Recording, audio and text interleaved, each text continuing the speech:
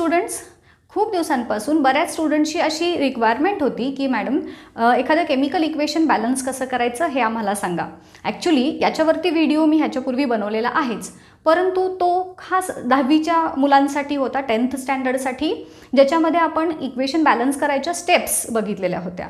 परंतु 8th 9thमध्ये जरी तुम्हाला बॅलन्स इक्वेशन लिहिणं हे एक्सपेक्टेड नसलं, स्पेशली 8th स्टँडर्डमध्ये, बट 9th स्टँडर्डमध्ये ते तुम्हाला एक्सपेक्टेड असतं.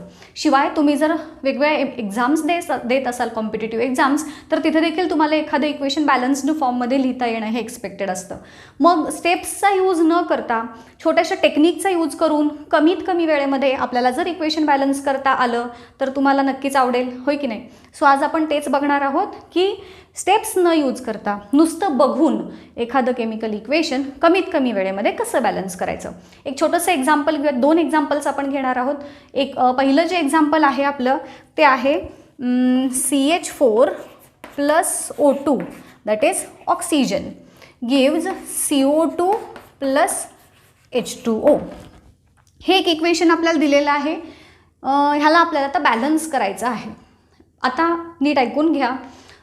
कुठलंही इक्वेशन बॅलन्स करताना आपल्याला आधी लेफ्ट हँड साईड म्हणजेच रिॲक्टंट साईड आणि प्रोडक्ट साईड यांच्यामध्ये असणारे नंबर ऑफ ॲटम्स बघावे लागतात. ओके, आता इथं कुठले कुठले ॲटम्स आहेत बघा, कार्बन, हायड्रोजन, ऑक्सिजन, इकडे पण तेच आहेत.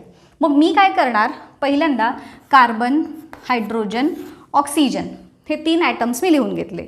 यांचा रिॲक्टंट साईड आणि प्रोडक्ट साईड यांच्यामध्ये असणारा नंबर पहिल्यांदा लिहून घ्यायचा, म्हणजे आपल्याला कळतं की कुठले नंबर ऑफ ॲटम्स इक्वल आहेत आणि कुठले नंबर ऑफ ॲटम्स अनइक्वल आहेत. बरं स्टुडंट्स, हे तुम्हाला माहिती आहे का की एखादं केमिकल इक्वेशन बॅलन्स का करतात? कारण जो लॉ आहे की कुठलीही केमिकल रिॲक्शन होताना नंबर ऑफ ॲटम्स हे इक्वल राहतात, law of conservation of matter ह्यानुसार, आणि त्या लॉच्या नुसार नंबर ऑफ रिॲक्टंट्स म्हणजे त्याचे ॲटम्सचे नंबर जेवढे असतील तेवढेच number of atoms in product असतात अकॉर्डिंग टू दॅट लॉ, आणि म्हणून आपण हे कुठलंही केमिकल इक्वेशन हे बॅलन्स्ड फॉर्ममध्ये लिहितो. ओके, आता बघूयात नंबर ऑफ ॲटम्स कार्बनचे. ह्याच्यात फार वेगळं काही करायचं नाही आहे. जे दिसतंय ना, जे दिसतंय आपल्याला डोळ्याला समोर, किती C लिहिलेलं दिसत आहेत, मला दिसतंय मला इथं एकच C लिहिलेलं, मग मी इथं C1 लिहिणार. या साईडला C किती लिहिलेलं दिसतंय 1, सो मी इथे 1 लिहिणार. फार वेगळं काही केलं का? नाही केलं. हायड्रोजन मला H4 दिसत आहेत, मी इथं 4 लिहिलं. इथे 2 दिसत आहेत, मी 2 लिहिलं. ऑक्सिजन इथे 2 दिसत आहेत, इथे 2 आहेत आणि इथे 1 आहे, म्हणजे मला इथं 3 द्यावे लागतील. हां, आता हे बघा, बघितल्यानंतर तुमच्या लक्षात येईल की फक्त कार्बनचेच नंबर ऑफ ॲटम्स इक्वल आहेत, हायड्रोजन आणि ऑक्सिजन अनइक्वल आहेत. मग आता ह्या दोघांना आपल्याला बॅलन्स करायचं आहे. बॅलन्सिंगला कुठला ॲटम सिलेक्ट करायचा हे कशावरनं ठरवायचं? तर त्यासाठी 2 क्रायटेरिया वापरायच्या. सगळ्यात पहिली क्रायटेरिया म्हणजे ते दोन्ही नंबर्स इवन किंवा ऑड हवेत. म्हणजे आता इथे या केसमध्ये जर तुम्ही बघितलं तर एक ऑड आहे, एक इव्हन आहे. मग इथे 2 आणि 3 तुम्ही बॅलन्सिंगला घेऊ शकत नाही. का घेऊ शकत नाही? कारण आता इथं आपल्याला काय करायचं आहे बघा, कुठल्याही इक्वेशन बॅलन्स करताना जो काही फॉर्म्युला इथं दिलेला आहे त्या फॉर्म्युलाच्या स्ट्रक्चरमध्ये अजिबात फेरफार करायचे नाही. तिथं आपल्याला अजिबात काही चेंजेस, कारण आपण केमिकल रिॲक्शन कंपाऊंड्स फॉर्मेशन होताना हे शिकलो आहे की नंबर ऑफ ॲटम एखादा जरी चेंज झाला तरी वेगळं कंपाऊंड हे तयार होत असतं. सो हा जो फॉर्म्युले दिलेत आपल्याला तिथं आपल्याला काही फेरफार करता येत नाही. मग आपल्याला काय करावं लागेल, हे जे फॉर्म्युले असतात त्याला कुठल्या तरी कोइफिशियंटनं म्हणजेच फॅक्टरनं मल्टिप्लाय करायचं आहे, गुणायचं आहे. आणि मग हे मल्टिप्लाय करताना जेव्हा ते 2 नंबर एकमेकांच्या पटीत असतात तेव्हा आपल्याला ती प्रोसेस इझी जाणार. तुम्हाला 2 कशानं मल्टिप्लाय केलं की 3च्या पटीत येणार असं काही होत नाही. बट हां, इथे या हायड्रोजनच्या केसमध्ये तुम्ही 2नं मल्टिप्लाय केलं की तुम्हाला इथं 4 मिळणार आहे. आलं का लक्षात? म्हणून त्यासाठी इवन ऑड असेच नंबर सिलेक्ट करायचे फॉर बॅलन्सिंग. आणि दुसरा क्रायटेरिया हा घ्यायचा की मॅक्झिमम नंबर ऑफ ॲटम जिथं असतील, म्हणजे समजा इथं 4 आणि 2 आहेत, ठीक आहे, आणि इथं 3 आणि 1 असेल, तर मग जिथे नंबर ऑफ ॲटम्स जास्त आहेत तो आधी सिलेक्ट करायचा असतो. आता इथे आपण हायड्रोजन घेऊयात, कारण दोन्ही इवन नंबर, हे 4 आहे इथं 2 आहे. मग जसं तुम्हाला आता सांगितलं आपल्याला फॅक्टर किंवा कोइफिशियंट लावायचं आहे. प्रोडक्ट साईडला हायड्रोजनचा नंबर कमी आहे, रिॲक्टंट साईडला जास्त आहे. जिथं कमी आहे तिथं वाढवायचा, जिथं जास्त आहे तिथं आपल्याला कमी करता येणार नाही. म्हणून मला काय करावं लागेल, ज्या कंपाऊंडमध्ये ह्या कंपाऊंडमध्ये तिथं H2O मध्ये ज्या कंपाऊंडमध्ये नंबर ऑफ हायड्रोजन ॲटम्स कमी आहेत त्याला एक स्पेसिफिक फॅक्टर ठरवायचा की त्याला आपल्याला त्या फॉर्म्युलाला मल्टिप्लाय करायचं आहे. मग आता इथं मला 2 कशाला मल्टिप्लाय केलं की आन्सर 4 येईल, तर 2 बरोबर की नाही. 2 मल्टिप्लाय केलं की मला आन्सर 4 मिळणार आहे. सो मी इथं इंटू 2 केलं. आता हा 2 हा फॅक्टर किंवा कोएफिशियंट मला कुठं लावायचा आहे, तर अशा कंपाऊंडच्या फॉर्म्युलाच्या समोर की ज्याच्यात हायड्रोजन आहे, प्रोडक्ट साईडला. जर रिॲक्टंट साईडला कमी असता तर मी रिॲक्टंट साईडला यूज केला असता. इथं प्रोडक्ट साईडला कमी आहे सो मी इथं घेतला. आता कुठं कमी आहे, तर हायड्रोजनमध्ये. H2O वॉटरचा जो मॉलिक्यूल आहे त्याच्यामध्ये 2 हायड्रोजनचे ॲटम्स कमी आहेत.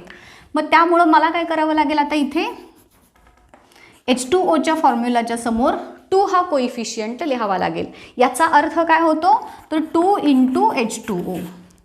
म्हणजेच ह्या 2नं H2ला पण मल्टिप्लाय होणार आणि ओला पण मल्टिप्लाय होणार आहे. इथं पूर्ण फॉर्म्युलाला आपण 2नं मल्टिप्लाय केलं. मग ह्यामुळं काय झालं बघा हा स्टुडंट्स, आता इथं 2ला ओला 2नं पण मल्टिप्लाय केल्यामुळे इथे आता ऑक्सिजनचा नंबर किती झाला बघा. हे 2 म्हणजे 2 इंटू O आहे ना, आणि हे 2 म्हणून 4 झाले. म्हणून आता 2 हा कोएफिशियंट H2Oच्या समोर लावल्यामुळं प्रोडक्ट साईडला O किती झाले, 4. म्हणजेच आता रिॲक्टंट साईडला ऑक्सिजनचा नंबर कमी झाला, प्रोडक्ट साईडला जास्त झाला. दोन्ही इव्हन झाले. आता मग आता आपल्याला बॅलन्स करायला सोपं आहे. काय करायचं आता लागेल बघा बरं, मला रिॲक्टंट साईडला जिथं O आहे म्हणजे इथे O2च्या मॉलिक्यूलच्या तिथं मला काय करावं लागेल, 4 येईल अशा नंबरनं मल्टिप्लाय करायचं आहे. 2नं मल्टिप्लाय केलं की 4 येतं. सो मी काय करणार, हा जो मॉलिक्युलर फॉर्म्युला आहे O2 मॉलिक्यूल जे आहे त्याच्या समोर 2 लिहिणार. मग आता किती झाले नंबर ऑफ ॲटम्स, 2 इंटू हे 2 म्हणजे इथे पण 4 झाले. मग आता सगळे नंबर ऑफ ॲटम्स इक्वल झाले. म्हणून आपलं फायनल बॅलन्स्ड इक्वेशन काय होणार बघा, CH4 + 2O2 gives CO2 + 2H2O. Number of atoms equal झाले, इक्वेशन बॅलन्स झालं. आहे सोपं. काय काय केलं बघा. आता ह्याच्यानंतर अजून एक छोटंसं इक्वेशन घेऊयात आपण. छोटी छोटी मुद्दामून घेते. तुम्हाला मी टेलिग्राम चॅनलवरती काही एक्झाम्पल्स प्रॅक्टिसला पण देते, ती तुम्ही ह्या पद्धतीनं सॉल्व करून बघू शकता की तुम्हाला कसं येतं आहे, काय आन्सर तुमचं बरोबर येतं आहे की नाही.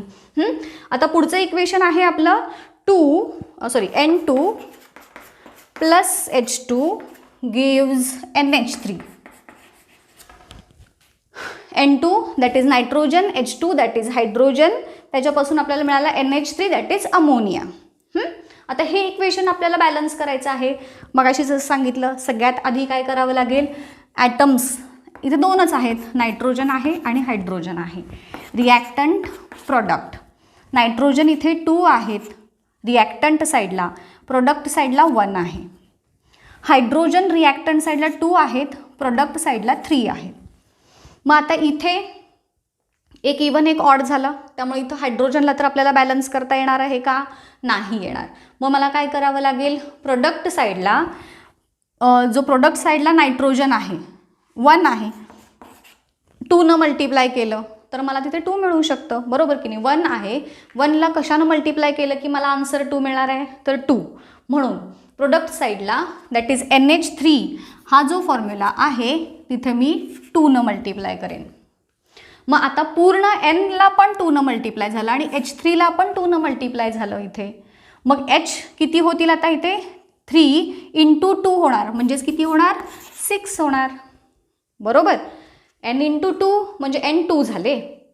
इथे 3 हायड्रोजन आहेत, इंटू 2 म्हणजे 3 2 जार 6, म्हणून इथं 6 झाले. आता काय करावं लागेल बघा बरं, अनबॅलन्स झाला. रिॲक्टंट साईडला हायड्रोजन कमी झाले, 2 आहेत, प्रोडक्ट साईडला 6 आहेत. मला आता असा नंबर शोधायचा आहे की ज्याला 2नं मल्टिप्लाय केल्यानंतर मला आन्सर 6 मिळणार आहे. काय आहे असा नंबर, 3 आहे, बरोबर. सो मी ह्याला 3नं मल्टिप्लाय करेन. कुठं, तर रिॲक्टंट साईडला जिथे हायड्रोजन आहेत तिथे, बरोबर. हायड्रोजन म्हणजे H2 मोलिक्यूल, म्हणून मी इथे इंटू 3 करेन, म्हणजेच 3H2 केलं. मग आता नंबर ऑफ आयटम्स इक्वल आहेत का चेक करा. इथे N2 आहेत, इथे पण 2 झाले, इक्वल झाले. इथे हायड्रोजन 6 आहेत, इथे 6 आहेत, इक्वल झाले. इक्वेशन आपलं बॅलन्स झालं. N2 plus 3H2 gives 2NH3.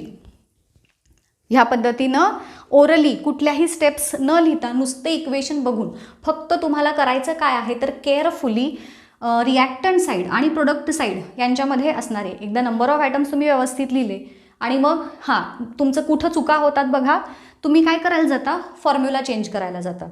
जे फॉर्म्युला तुम्हाला प्रॉब्लेममध्ये दिलेला आहे त्याला अजिबात चेंज करायचा नाही. H2O दिला असेल तर तो H2O तसाच ठेवायचा. H2O2 काहीतरी H4O, अजिबात कुठलाही फॉर्म्युलाला हात लावायचा नाही. त्याला फक्त कोइफिशियंट जोडायचा असतो, जसं इथं तुम्हाला आत्ता दाखवले. तुम्ही बघितलं असेल मी कुठल्याही फॉर्म्युला चेंज केला नाही, कारण फॉर्म्युला चेंज झाला की कंपाऊंड बदलतं हे लक्षात ठेवा. आणि आपल्याला कंपाऊंड बदलायचं आहे का नाही, त्याचे असणारे नंबर ऑफ आयटम्स फक्त बॅलन्स करून दाखवायचे आहेत. ते ऑलरेडी असतं, फक्त आपण हे बॅलन्स करायला शिकतोय. जेव्हा रिॲक्शन होत असते कुठलीही तेव्हा ती बॅलन्स्ड फॉर्ममध्येच असते, हे लक्षात घ्या. त्याशिवाय रिॲक्शन ही होतच नाही. सो कळालं का बघा, सोपं आहे का. इथेच थांबूयात आजच्या लेक्चरमध्ये. अजून तुमच्या अशा काही डिमांड्स असतील की मॅडम ह्या स्पेसिफिक टॉपिकवरती आम्हाला व्हिडिओ हवा आहे, तर त्या तुमचे जे काही रिक्वायरमेंट असेल ते तुम्ही मला कमेंट करून कळवा. त्या पार्टवरती मी नक्कीच व्हिडिओ बनवायचा ट्राय करेन. इथेच थांबूयात आजच्या लेक्चरमध्ये. थँक्यू.